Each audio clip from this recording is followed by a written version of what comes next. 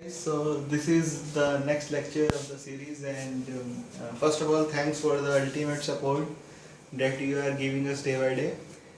And so now for this lecture, our topic is we want to implement queue using stacks. So as we already discussed कि what is data structure? Data structure मतलब insertion and retrieval of data. How you want to store data and how you want to retrieve data. So stack is one way, queue is one way, trees are another way, linked list. So these are some different data structures. ठीक है, तो हमने ये भी last lecture में किया था कि one data structure is convertible into another.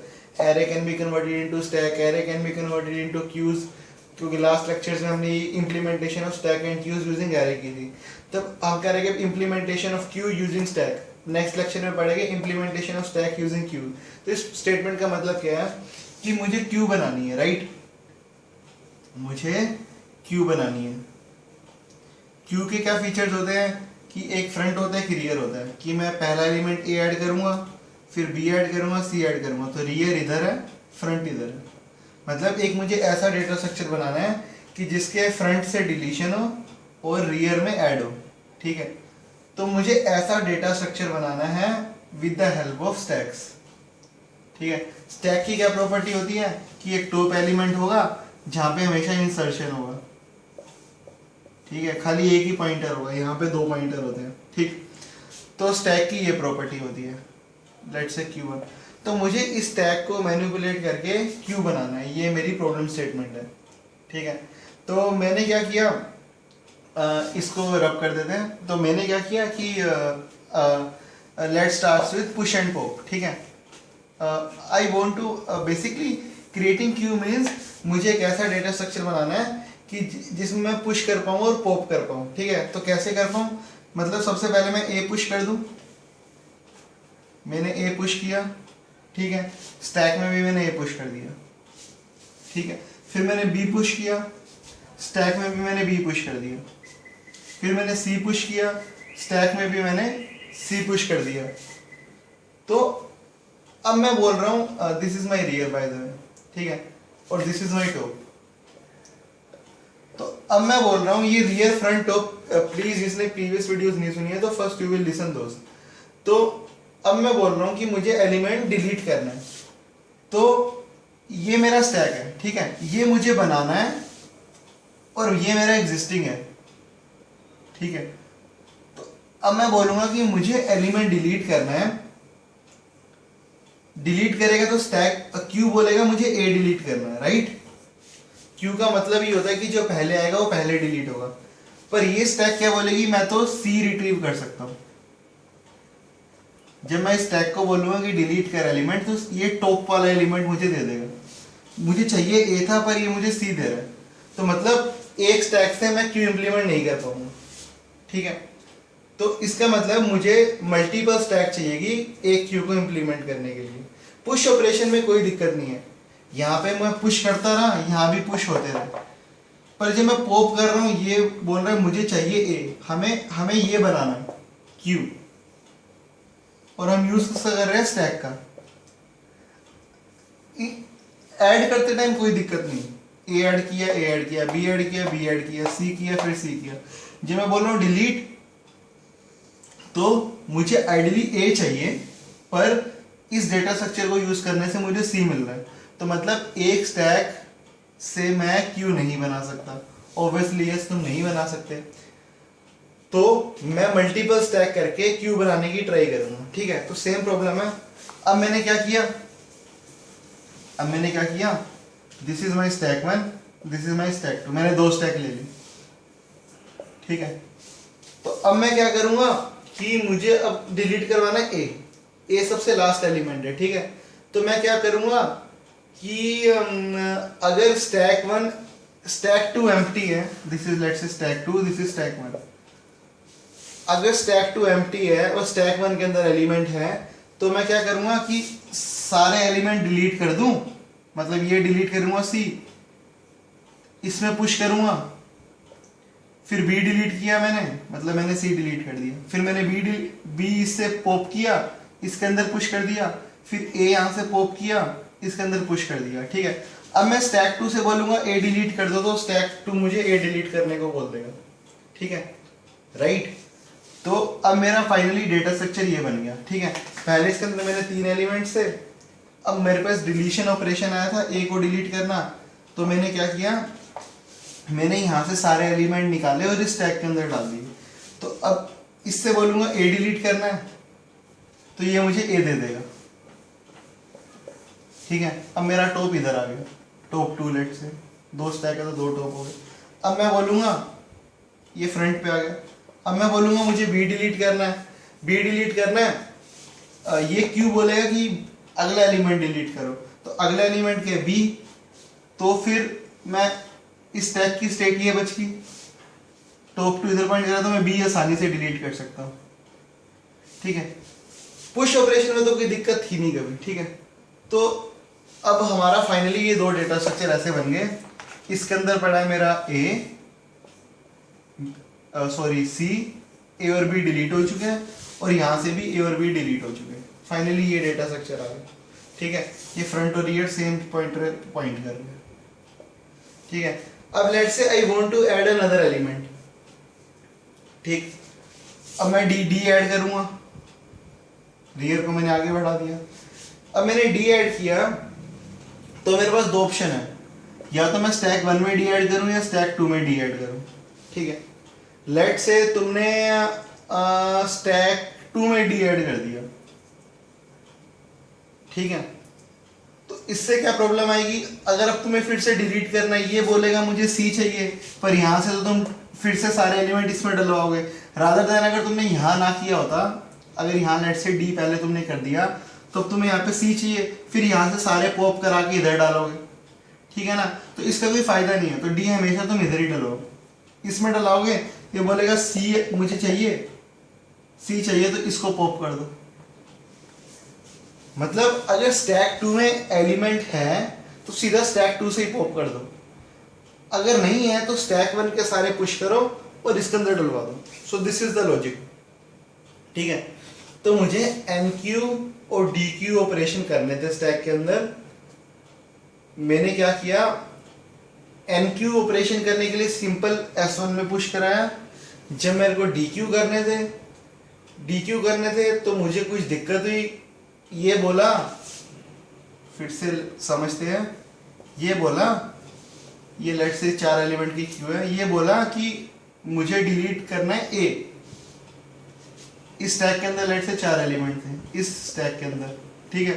पर ये स्टैक बोली मैं कर सकती हूँ डी को डिलीट, तो ये बोला मुझे चाहिए था ए, इसलिए हमने दूसरी स्टैक ली। फिर हमने क्या किया कि ये सारे एलिमेंट इधर डलवाए, इस स्टैक से तब तक एलिमेंट डलवाते रहे जब तक स्टैक एम्प्टी नहीं होगी, इधर से पॉप किए, इधर से पुश किए, और लास्ट एलिमेंट डिलीट कर दी, ठीक है। तो इसका हम एल्गोरिथम भी समझते हैं कि एक्चुअल में हो क्या रहा है, और एक एग्जांपल भी करते हैं। So by doing this the things will be more clear. तो अभी इसका एल्गोरिथम देखते हैं and then we will check out one example how the things are going. So this is my algorithm. This is first page, this is second page.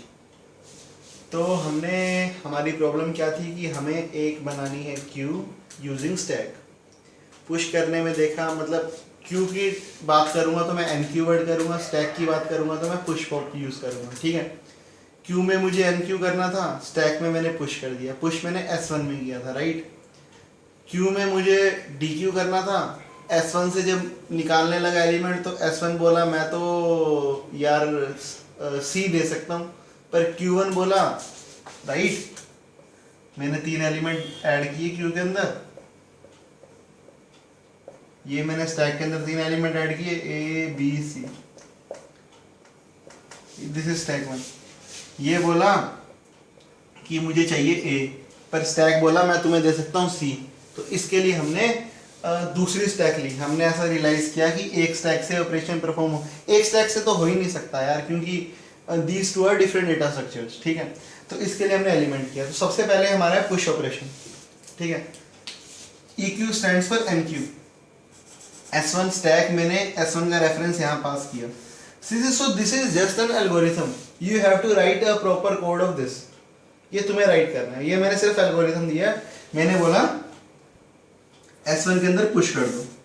अब push करना S1 के अंदर, इसका कोड तुम्हें पिछले लेक्चर में बताया था, ये कोड वहां से लो कि S1 में पुश कैसे करते हैं। 2 स्टैक बनाओ, दोनों स्टैक का टॉप असाइन करो, एक का टॉप 1 मानो, एक का टॉप 2 मानो, ये सब तुम्हें ये सब चीजें तुम्हें पता है ऑलरेडी, ऐसा है मैं अज्यूमिंग, ठीक है। तो S1 में मैंने पुश कर दिया। तो बात आती है DQ की। तो DQ करना तो मुझे 2 स्टैक चाहिए की पहली बात, ठीक है।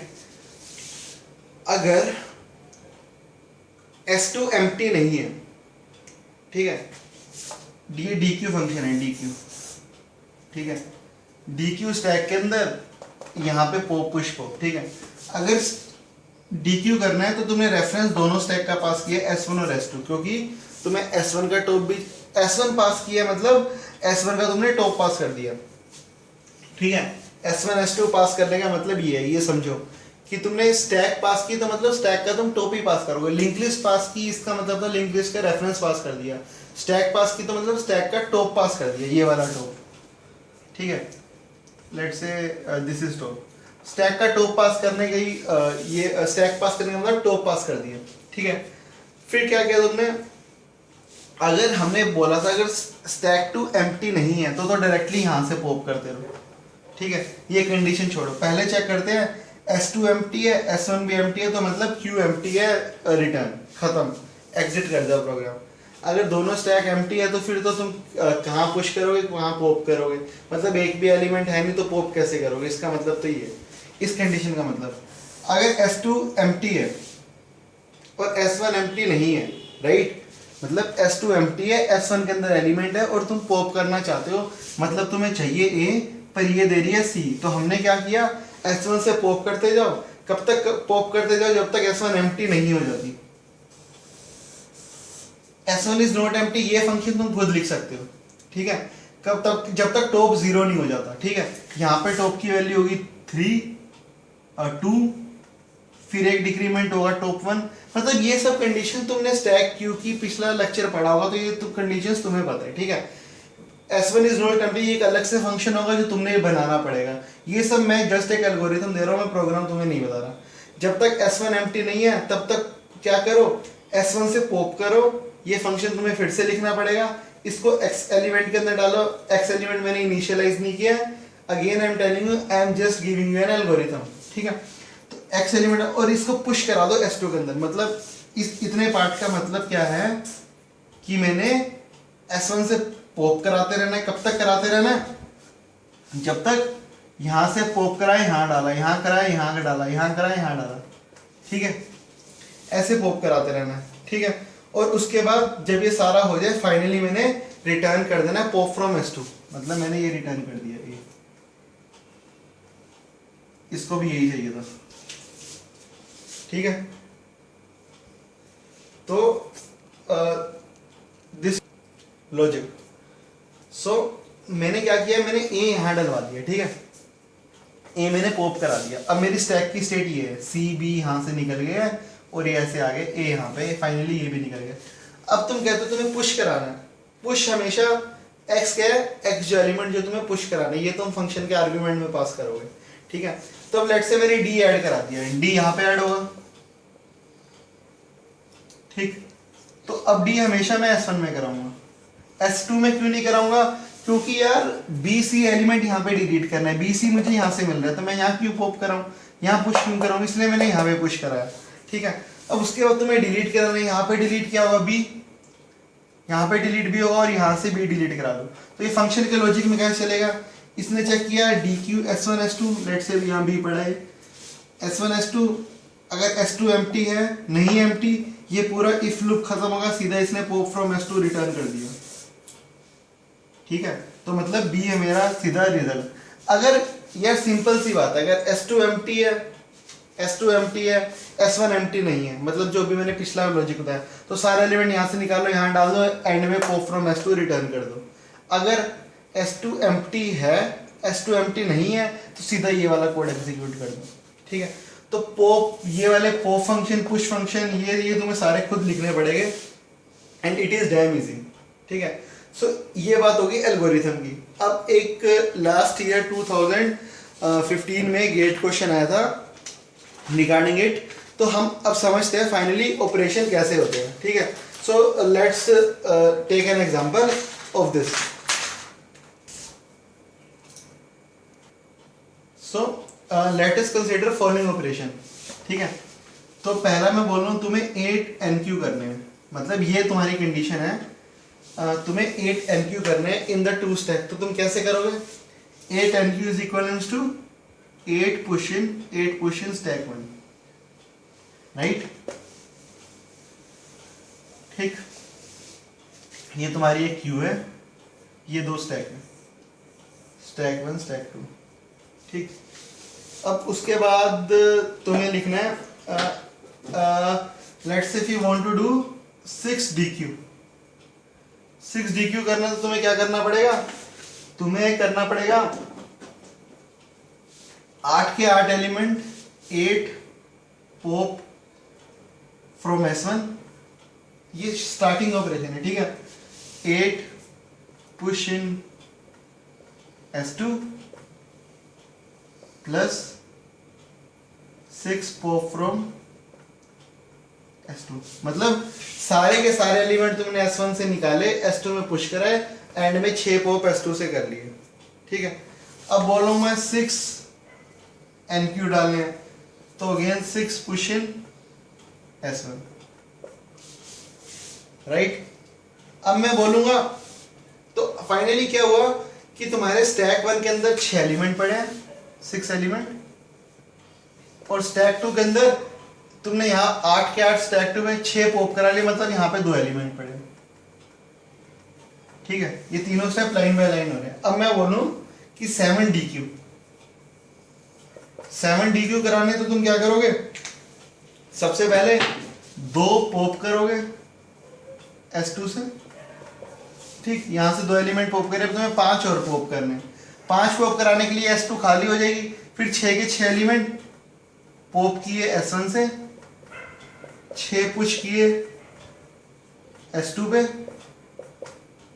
यहां से 2 चले गए, इस 6 को निकलवा दिया, इस 6 को इधर डलवा दिया, फिर 5 पॉप करा लो S2 से, यहां पे फाइनली एक एलिमेंट बचेगा। समझ रहे हो ना बात? ये सिनेरियो मिडल है। तो ये सब क्वेश्चन गेट में आते हैं। लास्ट ईयर 2014 में ये क्वेश्चन आए थे, सॉरी 15 में, आई थिंक, राइट, 15 में ये क्वेश्चन आए थे। तो तुम्हें पता होना चाहिए कि अब हमने फाइनली किया क्या, we have implemented 1 cube using 2 stacks, right. अब हमने पहले भी बोला था कि एक डेटा स्ट्रक्चर दूसरे डेटा स्ट्रक्चर में इंटरकन्वर्टेबल होता है। तो in the next lecture we will do implementing stack using 2 queues.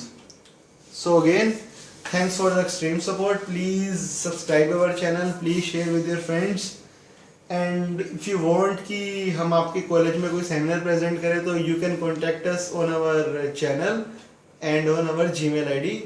Thank you very much. खुदा हाफिज, टाटा, बाय बाय।